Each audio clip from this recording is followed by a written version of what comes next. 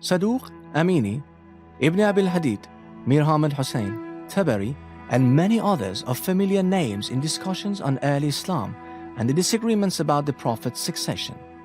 They have played the role of analysts and narrators.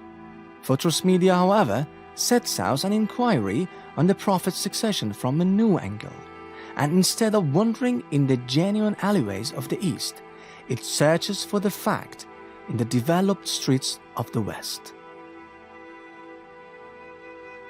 Here is Victor Hugo's house museum during his exile in Brussels, where his books and manuscripts are kept.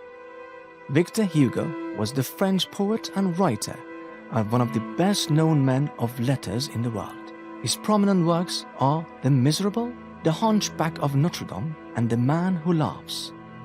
In his youth, Hugo was a Catholic and would respect the officials and authorities of the church. As a matter of fact, however, he knew the Islamic history and culture as well.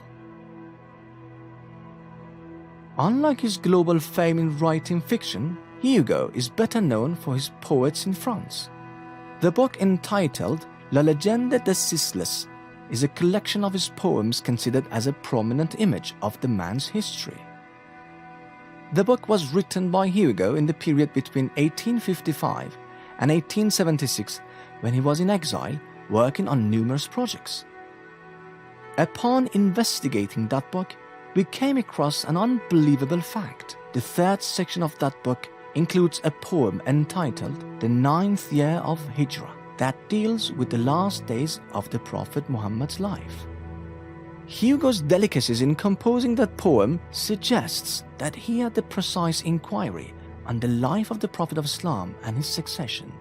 In the first lines of that long ode, for example, the old Hugo writes, he had barely 20 white hairs on his still black beard.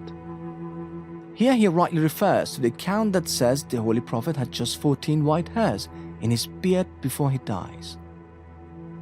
He continues as follows. Then he gave the banner to Ali by saying to him, I am nearing my last dawn. There is no other God but God. Fight for him.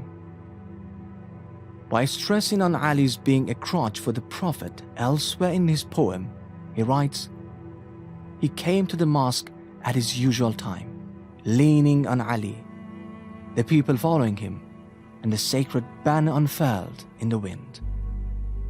The interesting point in that ode is the repeated emphasis on Amir al-Mu'minin, Imam Ali. Now the question arises as follows. Why has the Prophet's succession in Hugo's writing not ever recounted?